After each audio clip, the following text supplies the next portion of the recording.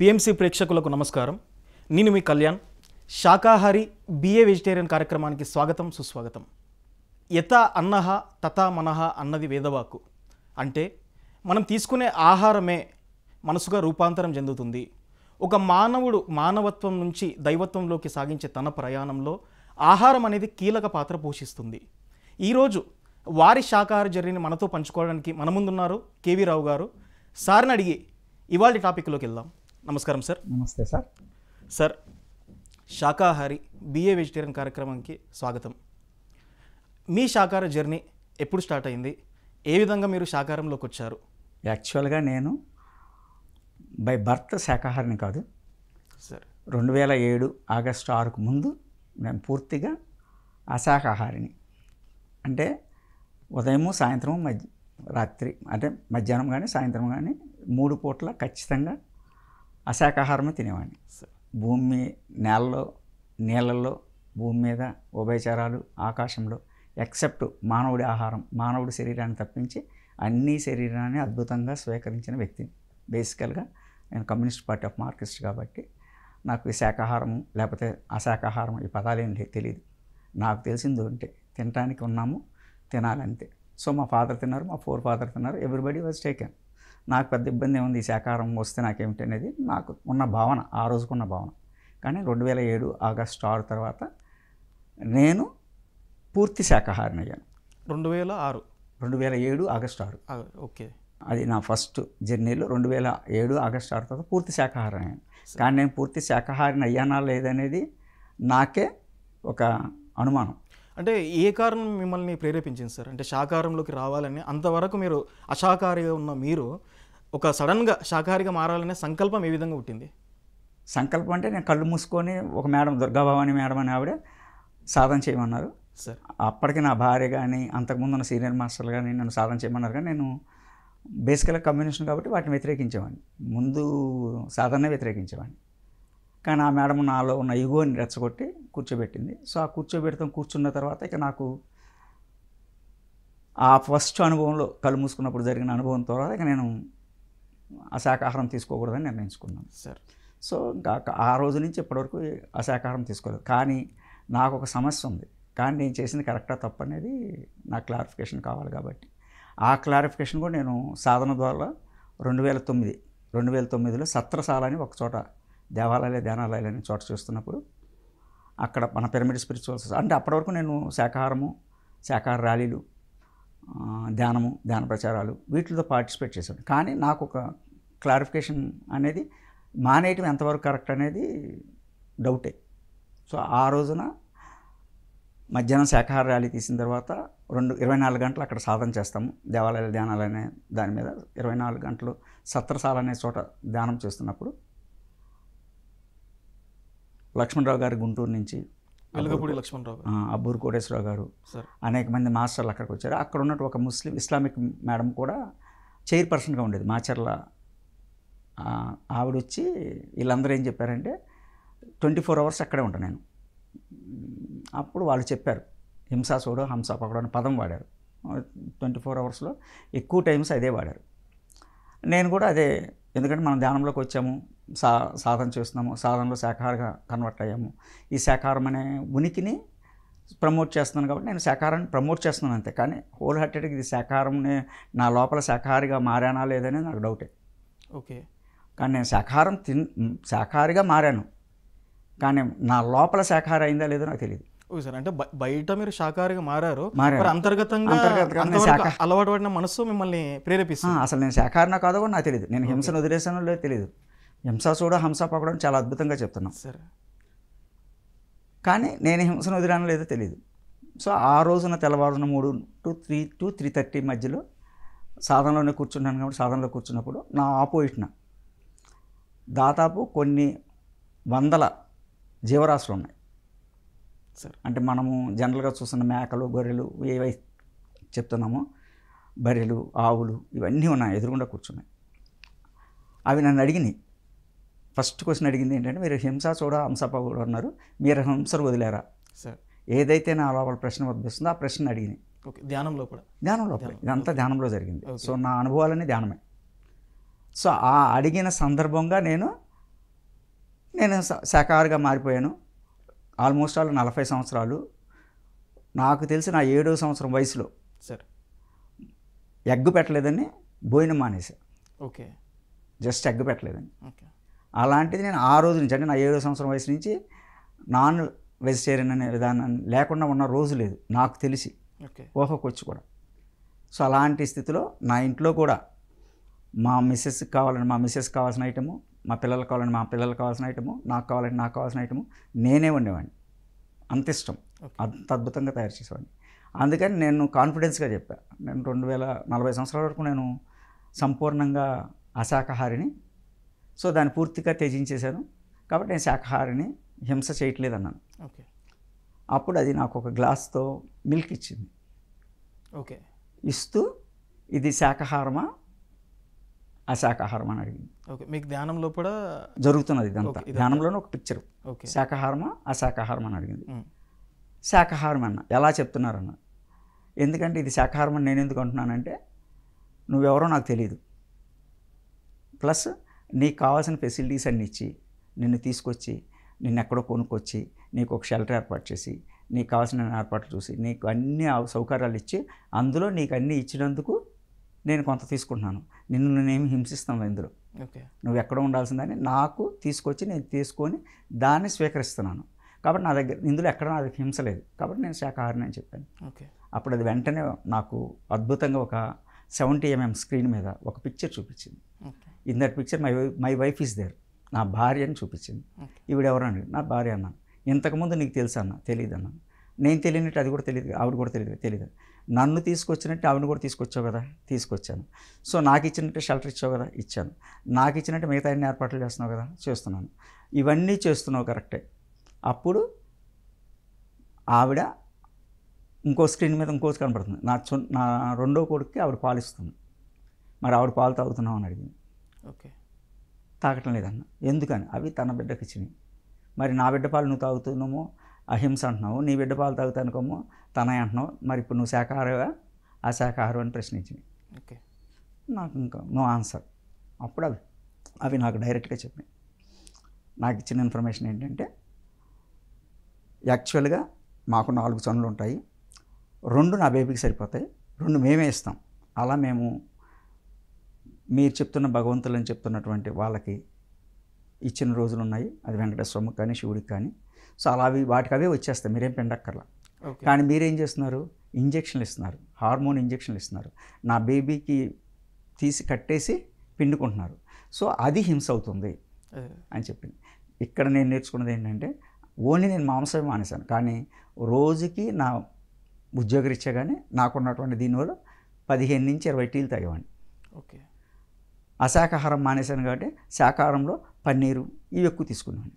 ఇప్పుడు నాకు అర్థమైంది ఏంటి, అవి యాక్చువల్గా నేను తీసుకొస్తున్నాయి హింస ద్వారా తీసుకొస్తున్నారో పాలు తెలీదు, అహింస ద్వారా తీసుకొస్తున్నారో తెలియదు. కాబట్టి ఆ రోజున ఒక నిర్ణయానికి వచ్చాను. ఆ నిర్ణయం ఏం చేశానంటే 3 years 365 into 3 ఓకే అన్ని రోజులు వితౌట్ మిల్క్ ప్రోడక్ట్, అంటే ఇంక్లూడింగ్ మిల్క్లో స్వీట్ కానీ పన్నీర్ కానీ టీ కానీ కాఫీ కానీ పాలు పెరుగు ఏమి పాలు పెరుగు మజ్జిగ ఏమీ తీసుకోకుండా 3 సంవత్సరాలు గడిపాను. ఓకే ఆ 3 సంవత్సరాలు గడుపుతున్న క్రమంలో వేములవాడ దగ్గర మళ్ళీ 3 సంవత్సరాల తర్వాత వేములవాడ దగ్గర రాజరాజేశ్వరి టెంపుల్ ఉంది. అక్కడ దేవాలయాల ధ్యానాలు అంటే అక్కడ సాధన చేయాల్సి వచ్చింది. సేమ్ దేవాలయాల ధ్యానాలు. అక్కడికి వెళ్ళినప్పుడు అక్కడ చుట్టూ బళ్ళు ఉన్నాయి. టెంపుల్కి ఆనుకొనే విపరీతమైన బలులు జరుగుతాయి. ఆ బలులు జరుగుతున్న క్రమంలో వాటినన్నింటి చూసి అక్కడ చూస్తున్నటువంటి హింసను తొలగించాల్సిన అవసరం వస్తే, అంటే ఇది ఏ టైం పీరియడ్ అంటారు సార్? ఇప్పుడు జంతు బలులు అంటున్నారు కదా మీరు, మామూలు టైంలో ఎప్పుడు రెగ్యులర్గా. అంటే ఏ ఇయర్? 2006-07? ఇది 2009 అయితే అది 2011 కూడా, ఇంకా 2012 కంటే ముందే. ఓకే ఎందుకంటే నాకు టైం గుర్తులేదు. వరంగల్లో 3 రోజులు ధ్యాన మహాయజ్ఞాలు జరిగింది. మీకు ఈ అనుభవం అయిన తర్వాత ఈ సంఘటన మీకు ఎదురైంది. ఈ 300 సంవత్సరాలు మానేసిన తర్వాత ఇక్కడ డైరెక్ట్గా నా ఎదురుగుండానే బళ్ళు జరుగుతున్నాయి. అవి చూశాను. అవి క్లీన్ చేయాలి. ఆ రోజున నేను క్లీన్ చేయాల్సిన ప్రాసెస్ చేయాల్సి వస్తుంది.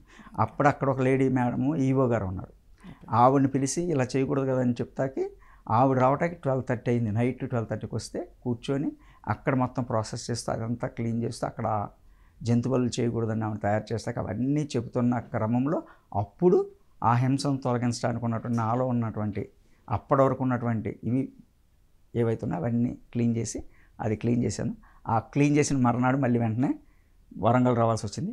బ్రహ్మర్షి సార్ నన్ను పిలిచి పద వెళ్దామన్నారు. వెళ్ళారు, ఒక టీ ఇచ్చారు, తాగేశాను. అక్కడతో ఆ పాలు బాగా తాగడం మొదలెట్టాను. ఓకే. సో ఈ విధంగా ఆఫ్టర్ 3 years నేను దానికి వచ్చాను. ఈ విధంగా నేను మాంసము తీసుకోవడమే శాకాహారం కాదు, మన భావన కూడా అశాకాహారమే. హింస చూడు హంస పకడు అంటారు కదా సార్. అంటే ఇప్పుడు మీరు అన్నట్టు అది సహజంగా ఆనందంగా ఇస్తే తీసుకోవడం ఉత్తమం. అదే అట్లా కాకుండా తన బిడ్డకు ఇక్కడ ఇంకొక ఇన్సిడెంట్ జరిగింది, మీకు అది కూడా చెప్పాలి నేను. ఇక్కడ ఇంకొక ఇన్సిడెంట్ జరిగింది. ఈ హింసా చూడు హంస పకడు అని చెప్పినటువంటి రోజున మన్నాడు పొద్దున మాచర్ల దగ్గర గుండ్లపాడు అని ఒక గ్రామం ఉంది, అందులో మా సిస్టర్ వాళ్ళు ఉంటారు. అక్కడికి వెళ్ళాను. అక్కడికి వెళ్ళేసరికి ఇన్సిడెంట్ ఏంటంటే, మా సిస్టర్ పాలు తీస్తాకి నేను వెళ్ళాను. ఒరే అన్నయ్య ఈ దోణ పట్టుకోరా అని అడిగింది. రాత్రి ఏం జరిగింది? సో ఇప్పుడు నేను దాన్ని పట్టుకోవాలా పట్టుకోకూడదా? పట్టుకుంటే హింస, పట్టుకోకపోతే మా సిస్టరు ఇప్పటికే నువ్వు అంతకుముందు తినేయన్ని మానేసి మమ్మల్ని కూడా మానిపించేసావు, ఇప్పుడు ఇది కూడా మానేయాలని అడిగింది.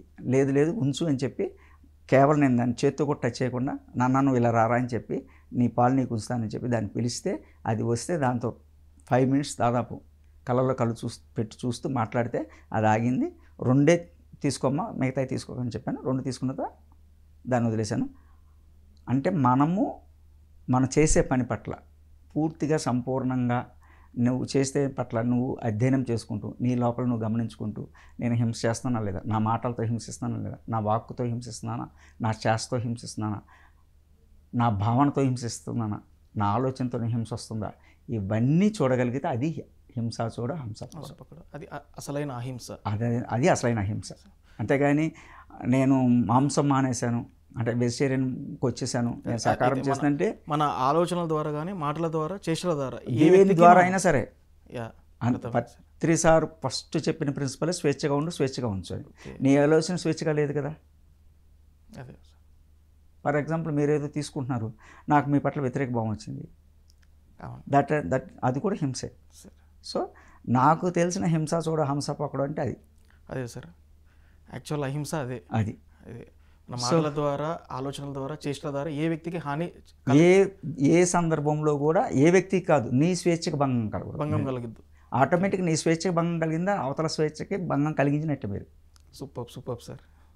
ఇక్కడ అవతల వ్యక్తికి మనం భంగం కలిగిస్తాం కాదు, నీ స్వేచ్ఛకే భంగం కలుగుతుంది. సో నీ స్వేచ్ఛకి ఎప్పుడైతే భంగం కలిగించావో, నీ స్వాయిచ్ఛతో నువ్వు లేకపోయావో ఆటోమేటిక్ అవతలని స్వాయిచ్ఛతో ఉంచలేవు కదా. అది హింస చూడండి హంస పకడు. నాకు నేను తెలుసుకున్న ఈ ప్రయాణంలో తెలుసుకున్న శాకాహారం. Super sir, excellent sir. అయితే మనం ఒక నిర్ణయం తీసుకున్న తర్వాత, ఒక మంచి నిర్ణయం తీసుకున్న తర్వాత మనకు ప్రతికూల పరిస్థితులు ఎదురవుతుంటాయి సార్. మనం ఎప్పుడైతే ఉపవాసం ఉందామో, ఫాస్టింగ్ ఉందాం అనుకుంటామో ఆ రోజే మనకు రకరకాల వంట పదార్థాలన్నీ కనిపిస్తుంటాయి. అండ్ ఏ రోజు అయితే మనం మౌనంగా ఉందాం అనుకుంటామో ఆ రోజే మనం మాట్లాడడానికి ఎక్కువ అవకాశాలు ఎక్కువ కనిపిస్తుంటాయి. అయితే మీరు ఎప్పుడైతే శాకాహారం నేను తీసుకోవాలి అనేసి మీరు నిర్ణయం తీసుకున్నారో, మీకు మీ ఫ్యామిలీ నుండి కానీ మీ చుట్టుపక్కల మీ స్నేహితుల నుండి కానీ ఎట్లాంటి పరిస్థితులు మీరు ఎదుర్కొన్నారు? ఒక అద్భుతమైన పరిస్థితి ఎదుర్కొన్నాను. నేను శాకాహారిగా మారిన వెంటనే మారిన కొన్ని నెలలకి నేను అంతకుముందు ఎంత ఆహార ప్రియుడినో తెలుసు. మా సిస్టర్ విజయవాడలో ఉంటుంది సార్, మా బావగారు కూడా విజయవాడలో ఉంటారు. వాళ్ళు మా ఇంటికి వచ్చారు హాలిడేస్ అని చెప్పి. ఇప్పుడు నేను ఆ రోజున ఉపవాసం. ఇంట్లోనేమో వాళ్ళు అంతకుముందు అప్పటికి కూడా శాకాహారులు కాదు, ఎందుకంటే because they are not meditators. So అప్పటికి ఇదే కాబట్టి నా ఇంట్లో వండను. సో ఏదైతే శాకాహారానికి సంబంధించిన అన్నీ అద్భుతంగా తయారు చేసింది ఎవరు, మా మిస్సెస్. ఓకే. నాకేమి ఇష్టం వచ్చినా అయ్యే చేసింది. మీరు ఎప్పుడైతే నిర్ణయం తీసుకున్న తర్వాత? నిర్ణయం తీసుకోవడం కదా, చుట్టాలు వచ్చారు, ఓకే, వాళ్ళకు ఉండాలి. సో వాళ్ళ కోసం వండేటప్పుడు నాకు కలిపి వండింది. అవన్నీ గుమ్మగుమ్మలు నేను ఇంట్లో నుంచి బయటకు వెళ్తాను కదా, చుట్టాలు వచ్చారు కాబట్టి. సో నేను ప్లస్ ఉపవాసం ఆ రోజున ఆహారం తీసుకోకూడదని నిర్ణయించుకున్నాను. ఓకే. వాళ్ళు వచ్చారని కదా, వాళ్ళు రాకముందే నిర్ణయించబడింది. వచ్చారు, అక్కడ ఆహారము అద్భుతంగా ఉంది, పూర్తి శాకాహారము, వాళ్ళందరూ ఉన్నారు. అయినా మనము దాని వైపు చూడలేదు, దాని ఆలోచన మనకు లేదు. వాళ్ళ బంధువులు వచ్చారు, వాళ్ళతో మాట్లాడతాం, బంధుత్వం అంతే. నేను ఏదైతే నాకు అక్కర్లేదు అనుకున్నానో దాని పట్ల నా ఆలోచన కానీ నా చూపు కానీ నా మిగతా ఏమీ లేవు. సో అది నేను ఈ సాధన ద్వారా నేర్చుకున్నాను. ఓకే. అంటే ప్రకృతి పెట్టే పరీక్షలో మీరు నెగ్గిర్రు. ప్రకృతి ఏం పరీక్ష పెడతాంలా. ఓకే. అంటే మీరు నిర్ణయం తీసుకున్న తర్వాత స్టార్ట్ అయింది కదా సార్? అది అంటే మనం పరీక్ష అని మనం అనుకుంటున్నాం, ఓకే. బట్ యాక్చువల్లీ నువ్వు నిర్ణయించుకున్న తర్వాత ప్రకృతి నువ్వు ఒకటే కదా. ఓకే. నీ నిర్ణయాన్ని నువ్వు ఎగ్జామ్ పెట్టుకుంటే అది నువ్వు క్రియేట్ చేసుకున్నావు. ఓకే. అంతేకాని మనం ఏమనుకుంటున్నామంటే అదేదో భగవంతులు పెడతాడు, ప్రకృతి పెడతారని చెప్పి ప్రతిదాన్ని మనకు నచ్చిందేమో మనం అంటున్నామో, నచ్చిందేమో ప్రకృతి అంటున్నాం. కరెక్ట్. బట్ యాక్చువల్గా బేసికల్గా మనమే. ఓకే. సో ఇప్పుడు అక్కడేం ప్రకృతి పెట్టలేదు కదా, ప్రకృతి ప్రకృతి ఆహారం తీసుకురాలా. నేనే కొనుక్కొచ్చా, పన్నీర్ కావాలన్నా క్యాలీఫ్లవర్ కావాలన్నా నేనే కొనుక్కొచ్చా. అంటే ఆ రోజు మీకు కుటుంబం నుంచి కూడా ఎలాంటి ఫోర్స్? మా మిస్సెస్ అడుగుద్ది జనరల్గా, అందరూ చుట్టాలు వచ్చినప్పుడు మానేటువంటి రేపు తీసుకో ఇంకో రోజు ఉపవాసం చేయమని. ఎందుకంటే ఆవిడ ఆ బంధంలో ఉంటుంది కదా. బంధువులు అడుగుతారు, అదేంటి మేము వచ్చామని మానేసాం, మేము తినమని కూడా అన్నారు. అది మీ ఇష్టం, తినటం తినకపోవడం. నేను తినను అని నిర్ణయించుకున్న తర్వాత మీరు తినమంటే తింటే ఇంకా నేను ఇంకెందుకు? నా ఒపీనియన్తో మీ ఒపీనియన్కి నేను ప్రయారిటీ ఇస్తే నేను లేను కదా, మీరు ఉన్నారు కదా నా ప్లేస్లో కూడా. అంటే మీరు తీసుకున్న నిర్ణయానికి కట్టుబడి ఉన్నారు, ఆ మూమెంట్లో మీరు సక్సెస్ అయ్యారు. ప్రతి మూమెంట్లో సక్సెస్, అది ఒకటే కాదు, అలా ఎప్పుడు వచ్చినా ఎక్కడ వచ్చినా కూడా. Super sir. ఎందుకంటే నేను దేవాలయాలు తినాలనేది నాకు ఒక మెసేజ్ వచ్చింది. దాదాపు 157 క్షేత్రాల దేవాలయాలు. ఏ ఒక్కరోజు నేను ఆహారం తీసుకోకూడదు, ఓన్లీ మంచినీళ్ళు తాగాలి. మంచినీళ్ళు తాగాను. ఓకే. ఎందుకంటే నిర్ణయం మందే సార్. ఇక్కడ నేను శాఖాహారిగా మారాలనేది నా నిర్ణయం. అంటే ఇప్పుడు చాలామంది కూడా అంటే నిర్ణయం తీసుకుంటారు సార్, చాలామంది కూడా శాకాహారం తీసుకోవాలనేసో లేకపోతే ఇంకోటో అని ప్రతికూల పరిస్థితులు రాగానే మళ్ళీ అటు సైడ్ వెళ్ళిపోతుంటారు. ప్రతికూల పరిస్థితులు రావట్లేదండి. అంటే మీ సజెషన్ ఏంటి అట్లాంటి వాళ్ళు? యాక్చువల్గా నిర్ణయం తీసుకునేటప్పుడే పట్టురాదు, పట్టు విడవరాదు.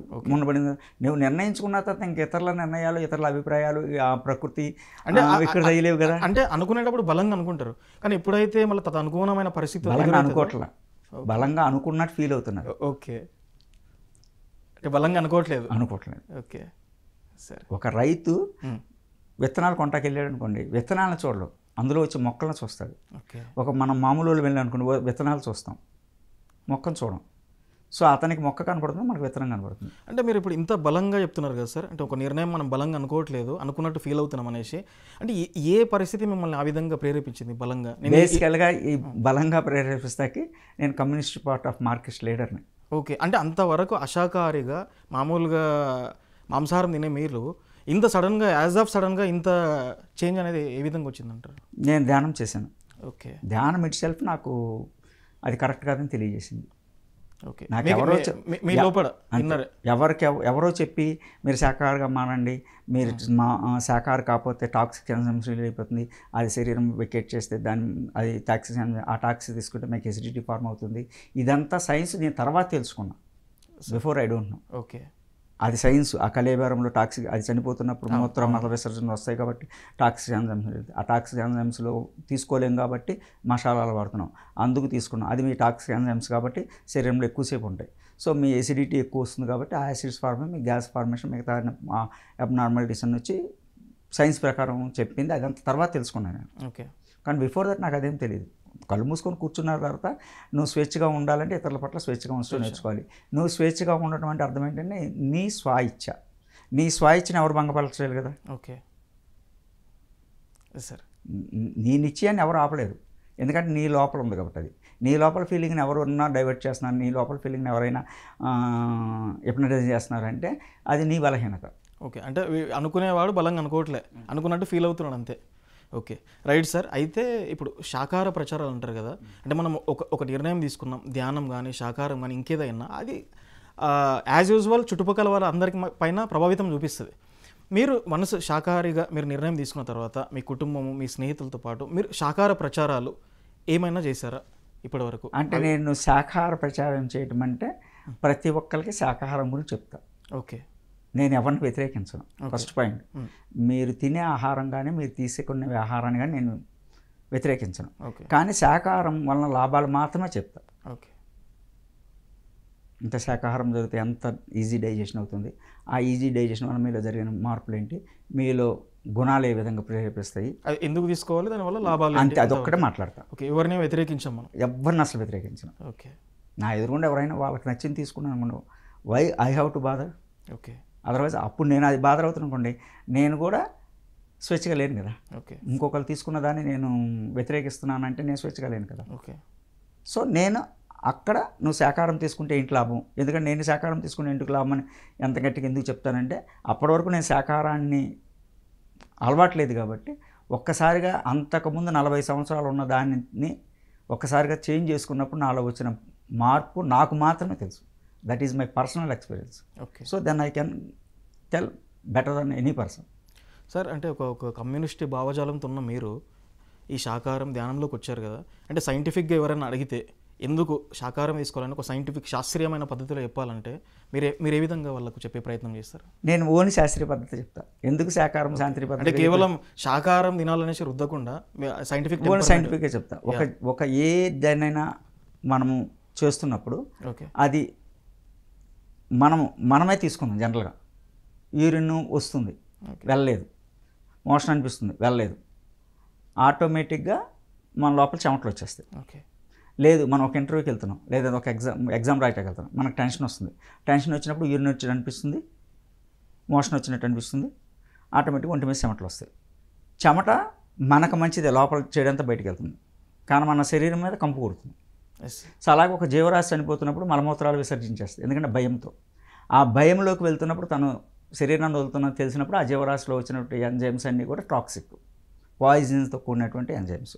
సో అది పాయిజన్తో కూడిన ఎంజైమ్స్ కాబట్టి అవి అలాగే ఉంటాయి.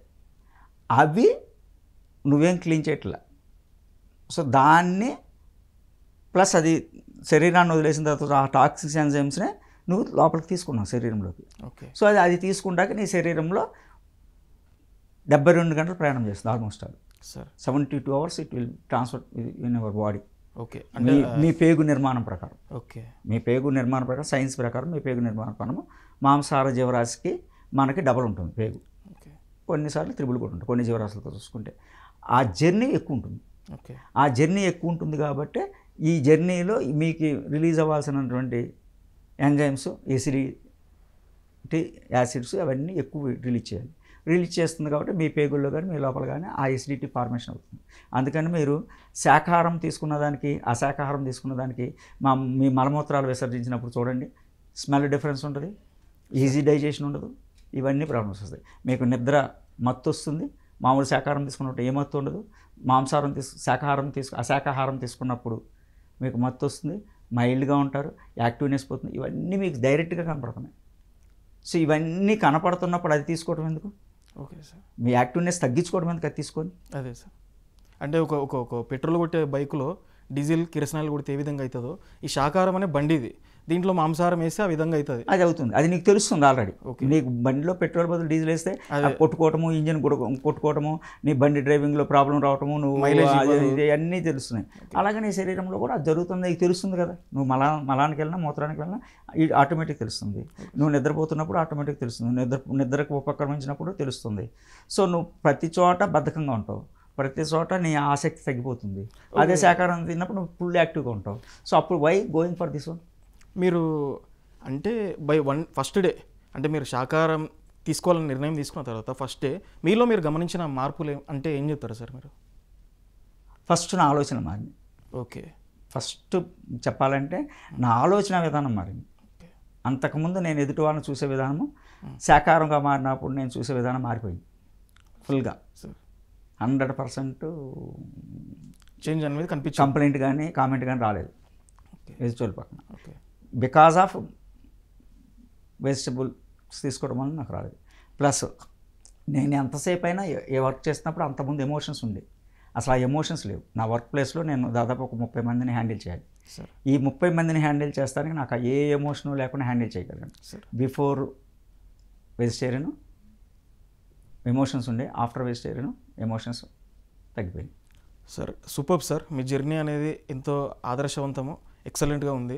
అండ్ కమ్యూనిస్ట్గా ఉన్న మీరు ఒక అశాకాహారం మాంసాహారం తీసుకునే మీరు యాజ్ ఆఫ్ సడన్గా ఒక బలమైన నిర్ణయం అందరూ తీసుకుంటారు, కానీ ఆ నిర్ణయానికి కట్టుబడి ఉండడం అనేది వాళ్ళ యొక్క సంకల్పం మీద ఆధారపడి ఉంటుంది. ఆ బలమైన సంకల్పంతో శాకాహారిగా మారి అందరినీ ప్రభావితం చేస్తూ దివ్యమైన మార్గంలో వెళ్తున్న మీకు పిఎంసి తరఫున ప్రత్యేకించి ధన్యవాదాలు sir. Thank you so much. సంతోషం. ఇది నేటి శాకాహారి బిఏ వెజిటేరియన్ కార్యక్రమం. మరొక గెస్ట్తో వచ్చే ఎపిసోడ్లో కలుద్దాం. అంతవరకు చూస్తూనే ఉండండి పిఎంసి, ప్రతిక్షణం సత్యదర్శనం.